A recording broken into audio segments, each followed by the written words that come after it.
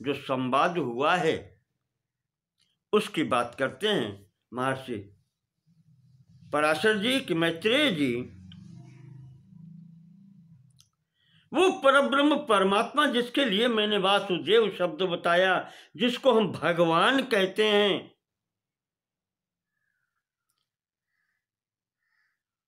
उनको प्राप्त करने के लिए स्वाध्याय संयमाभ्याम स दृश्यते पुरुषोत्तम अभ्यासेन तु वैराग्येण च गृह्यते, गीता कहती है, भगवत गीता। वही यहां पर है, स्वाध्याय से और संयम से परमात्मा की प्राप्ति होती है। तत्प्राप्ति कारणम ब्रह्म तदेतदिति पठ्यते। तपस्या करना ये क्या है? यही संयम है। और स्वाध्याय ग्रंथों का अध्ययन, शब्द ज्ञान प्राप्त करना, शब्द ब्रह्म के द्वारा साधन करते हुए आगे बढ़ना, ये भी साधन है।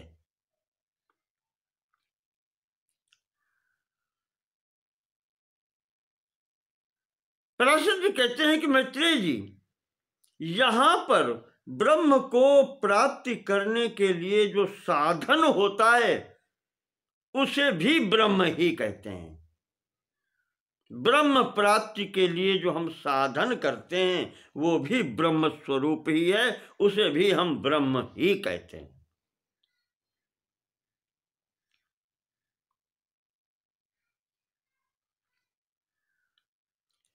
हम इन नेत्रों से भगवान को नहीं देख सकते, उस ब्रह्म स्वरूप को हम इन नेत्रों से नहीं देख सकते। उन परमात्मा तत्व का ज्ञान प्राप्त करने के लिए मेरे पास जो दो नेत्र हैं वो बस यही दोनों हैं, स्वाध्याय और संयम। संयम को योग भी कहते हैं, यह योग मार्ग भी है। योगश्चित्त वृत्ति निरोधा, जिस मार्ग पर चल करके यम नियम आसन प्राणायाम प्रत्याहार धारणा ध्यान समाधि इस मार्ग पर अष्टांग योग पर बढ़ते हैं, अंत में जो समाधि स्थिति में निर्वीज स्थिति में जब पहुंचते हैं वहां योग होता है, एक मेवा द्वितीय कम की स्थिति प्राप्त होती है। तो इस मार्ग को भी, इसको भी, साधन को भी हम ब्रह्म ही कहते हैं। यही दो नेत्र हैं, स्वाध्याय और संयम, शब्द ब्रह्म और ये कहें संयम, आत्म संयम इसको कहें, ये प्रैक्टिकल पक्ष है।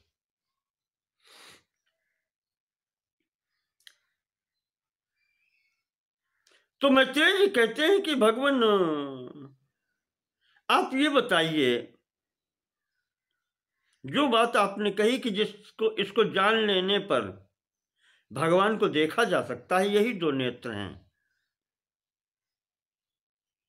तो शास्त्रजन्य ज्ञान या स्वाध्याय अपने स्थान पर है, ये योग जो आपने कह दिया संयम जिसको कहा है, ये क्या है? इसके विषय में कुछ बताओ।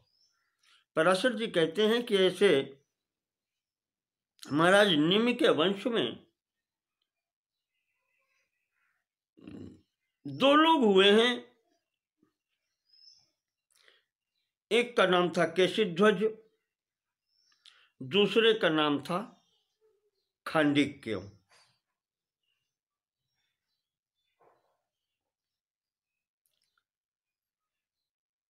पराशर जी कहते हैं कि एक राजा थे धर्मध्वज, महाराज निम्न के वंश में ये सब जनक कहे गए हैं।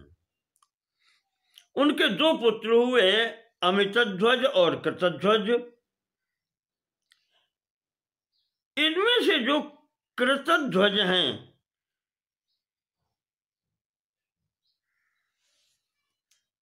वो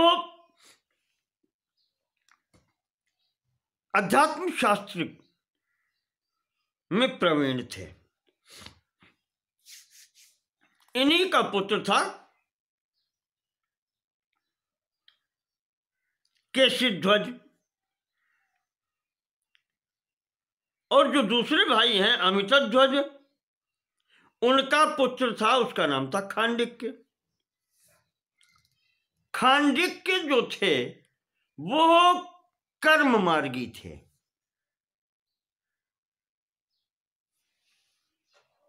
और महाराज ये केशिध्वज जो हैं ये ज्ञान मार्गी थे।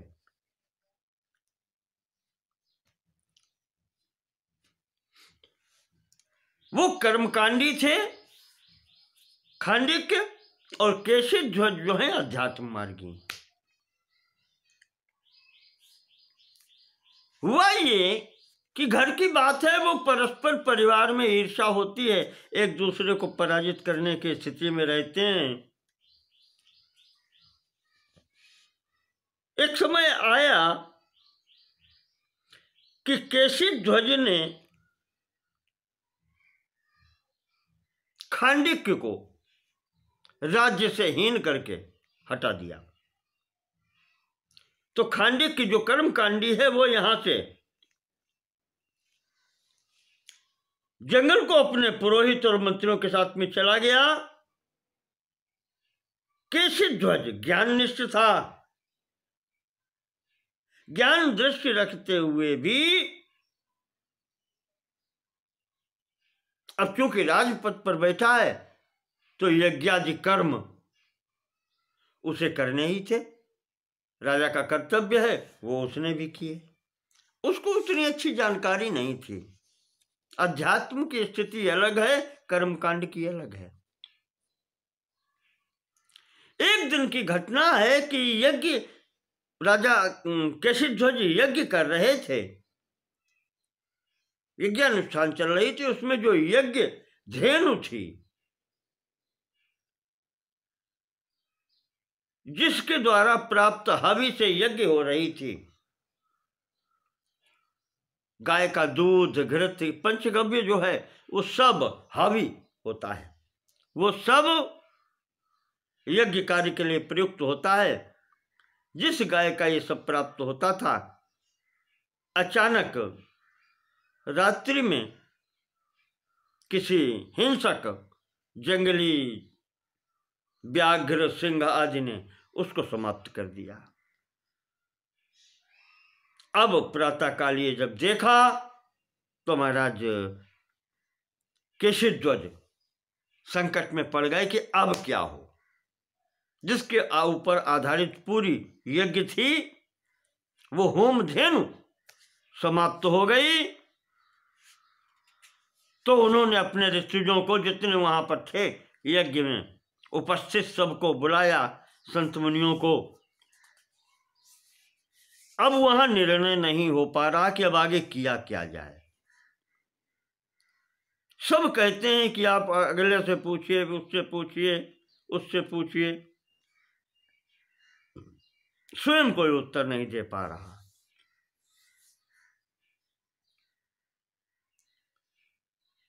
तो जब ये बात चल रही थी तो उनमें से जो एक थे ऋषि, शुनक का नाम आता है, शुनक जी ने कहा कि राजन, अब ये यहां कोई बता नहीं सकता, एक व्यक्ति है वही बता सकता है। राजा ने कहा कौन?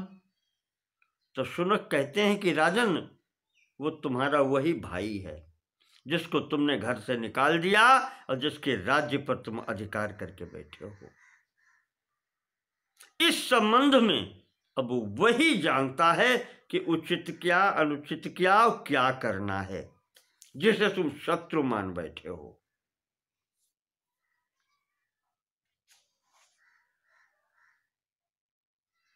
ये जो शुनक ने कहा तो आज महाराज केशिध्वज विचार करते हैं, अगर ऐसा है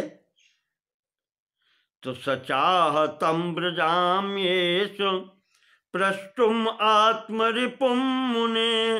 अगर ऐसा है, केशिध्वज ने कहा, भले ही वो मेरे शत्रु हैं, पर मैं उनके शरण में अवश्य जाऊंगा, उनसे ही पूछूंगा जाकर के।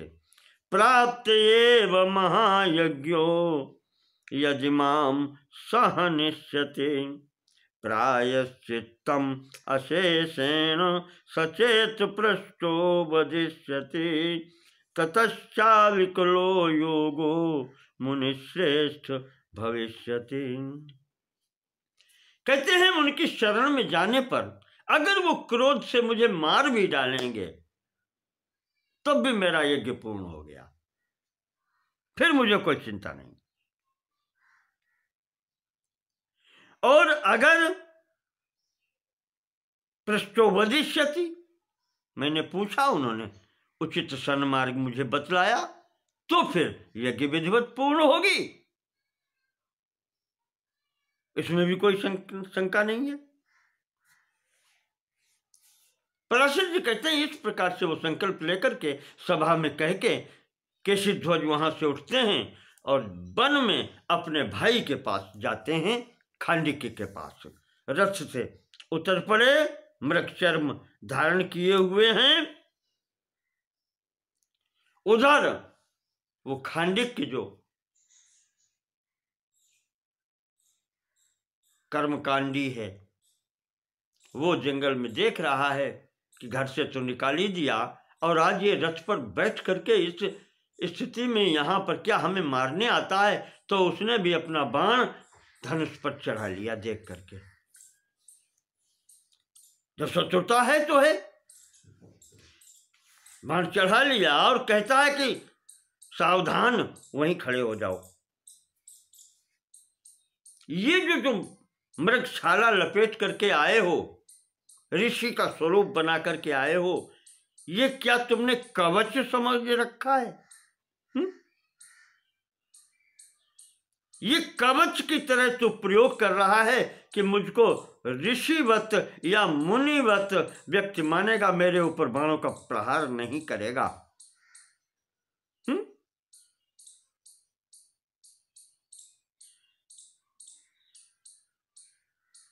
इसलिए कैसे जो वहीं खड़ा हो जा। ये मृगचर्म जहां से प्राप्त होता है, क्या उस मृग के ऊपर तूने बाणों से प्रहार नहीं किया या मैंने नहीं किया? बता। अर्थात कहने का तात्पर्य यह है कि यह मृगचर्म तेरी रक्षा नहीं करेगा।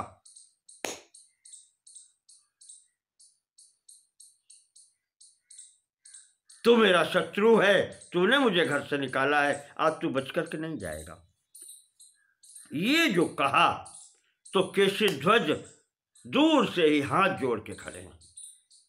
वो कहते हैं कि भैया, मैं युद्ध करने नहीं आया ना। खांडिक्य संशयम प्रस्तुम, मेरे समक्ष एक संशय, एक भ्रम, एक दुविधा उत्पन्न हो गई है, उसका निवारण कराने के लिए भवन्तम अहम आगतः, हम आपकी शरण में आए हैं। न त्वाम हन्तुम विचार्ये तत् कोपम बाणम विमुंचवा, आपको मैं मारने के लिए नहीं आया, कुछ पूछने आया हूं। ठीक है, अब ये आपकी इच्छा है कि मेरे ऊपर क्रोध छोड़ें या बाण छोड़ें, आपकी इच्छा। ये जब उसने दूर से कहा तो खांडिक्य ने अपने पास अपने पुरोहित और जो मंत्री थे उनसे सलाह करता है कि क्या करना चाहिए। तो कुछ मंत्री कहते हैं कि अब अकेला है, आपके वश में है, समाप्त करो, समाप्त कर देंगे, राज्य पूरी मिल जाएगी। पर खांडिक्य कहते हैं, कर्मकांडी हैं, कर्म का फल जानते हैं, कहते हैं कि तुम्हारी बात ठीक है, शत्रु है, अकेला है, समाप्त करो, लेकिन इस कार्य से होगा क्या? अकेला आया है, मेरे ऊपर विश्वास लेकर के आया है, अगर मारा जाएगा तो गति इसको मिलेगी, विश्वासघात का फल हमें मिलेगा। तो ऐसी स्थिति में मैं नहीं मार सकता, मैं इतना बड़ा अधर्म नहीं कर सकता। राज्य पृथ्वी कब तक के लिए है? जब तक जीवन है, थोड़े दिन के लिए। अंततः क्या है? अंत में सुकीर्ति रह जाएगी, कीर्ति यश रहता है। ये जब मना कर दिया उसने मंत्रियों से, और जाकर के स्वयं केशध्वज को लेकर के आता है और कहता है कि भैया बैठो, क्या बात है बताओ, किस लिए आए? तो केशध्वज समस्त घटना यज्ञ की बताते हैं। तो महाराज खांडिक्य ने जो भी विधान यज्ञ का होता है और इस होम धेनु के समापन होने से जो न्यूनता रह गई है, जो प्रायश्चित करना है, वो सब विधान विधि पूर्वक उन्होंने खांडिक्य जी ने केशध्वज को बतलाया है।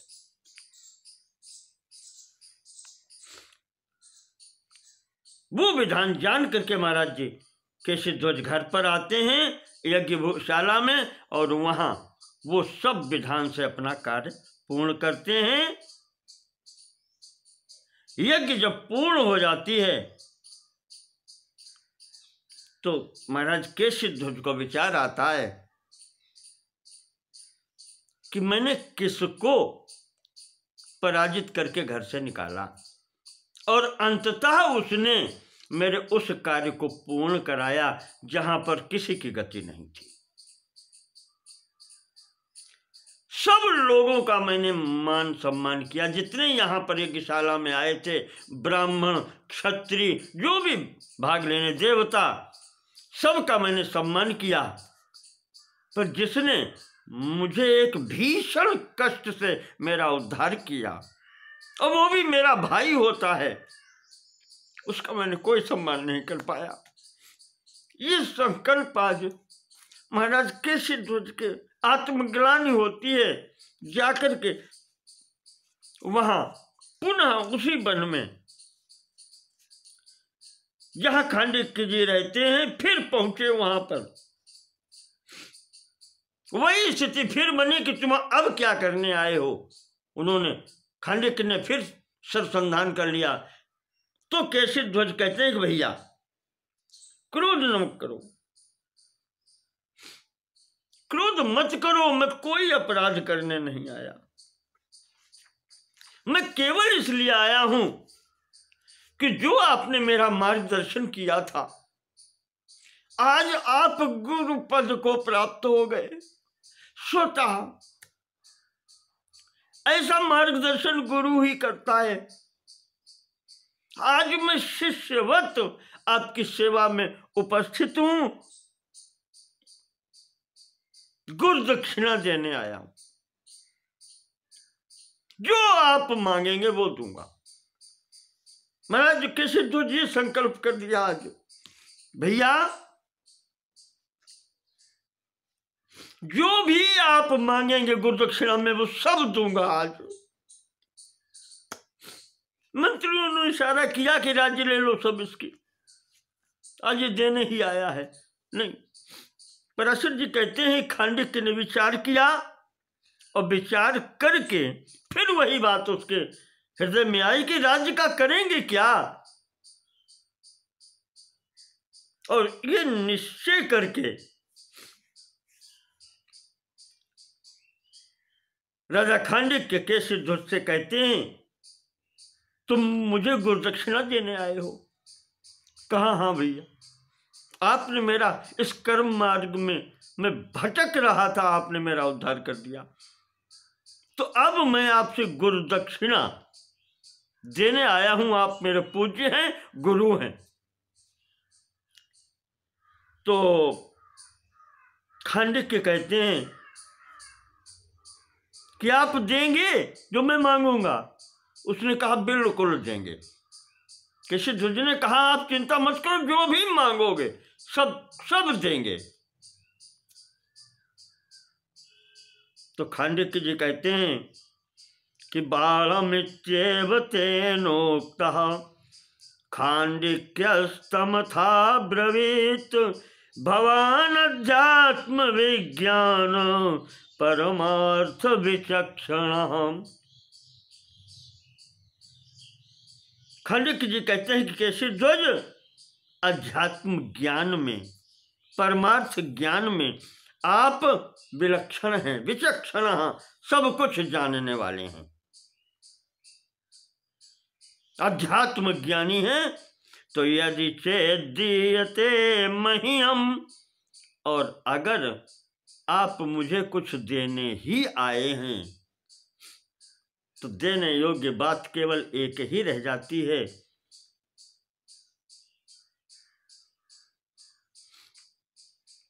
कि प्रभु को कैसे पाया जाए, वो अध्यात्म विज्ञान में प्राप्त करना चाहता हूं आपसे, वो मुझे दीजिए। भवता गुरु निष्क्रियः, अगर तुम गुरु दक्षिणा देने के स्तर में आए हो, गुरु ऋण से उऋण होना चाहते हो, तो मेरा लिए यह गुरु दक्षिणा है उचित। बहुत बड़ी बात आ गई। मुझे याद आता है विद्या 3 प्रकार से प्राप्त होती है। गुरु शुश्रूषणः विद्या, एक तो गुरु की सेवा से प्राप्त होती है, दूसरा है कि बहुत धन देकर के संतुष्ट करके गुरु से तब विद्या प्राप्त होती है, 2 मार्ग। और तीसरा मार्ग होता है अथवा विद्या विद्या, विद्या से विद्या का बदलना, आदान प्रदान कर लेना, ये तीसरा मार्ग है विद्या प्राप्त करने का। चतुर्थ कोई मार्ग नहीं है, चतुर्थो नोपलभ्यते।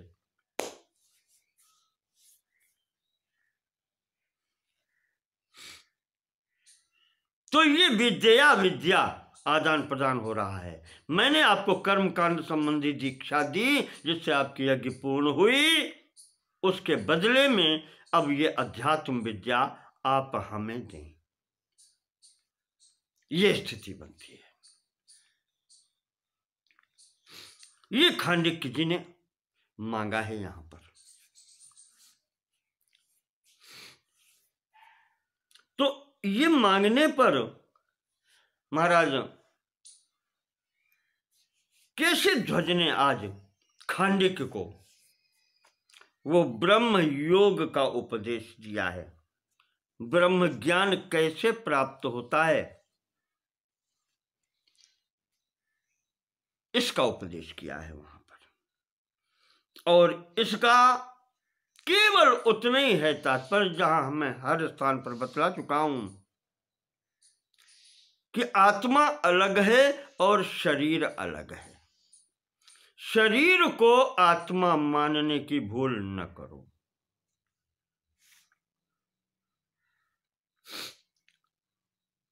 अनात्मन्य आत्मबुद्धिर्या चास्वे स्वमिति या मति संसार तरु संभूति बीज में द्विधास्थितम। 2 प्रकार की स्थितियां होती हैं जहां से अज्ञान आता है। एक तो यह है कि शरीर को ही आत्मा मान लेना, मैं ये शरीर हूं,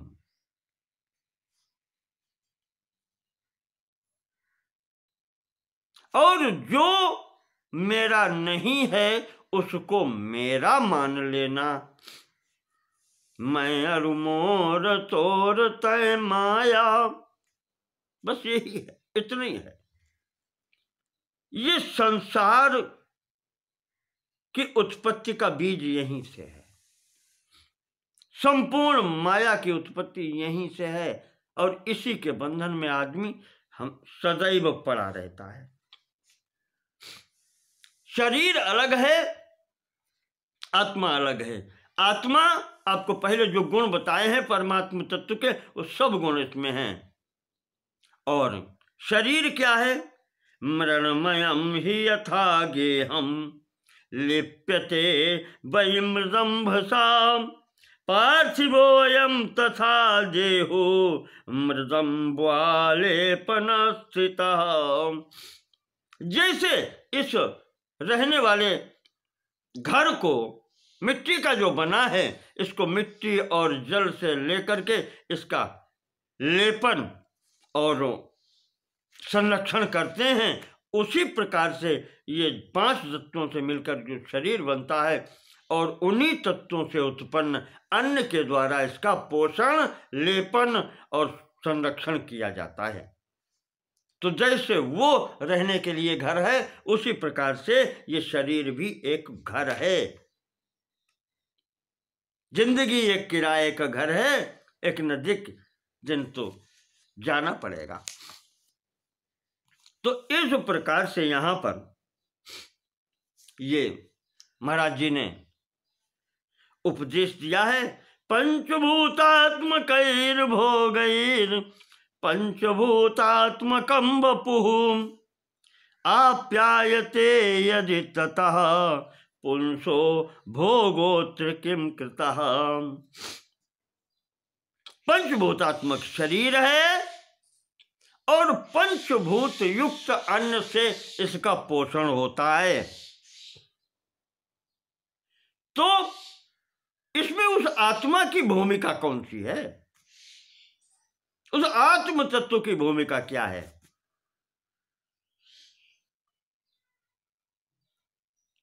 कुछ नहीं है उसकी भूमिका, यही बता रहे हैं यहां पर।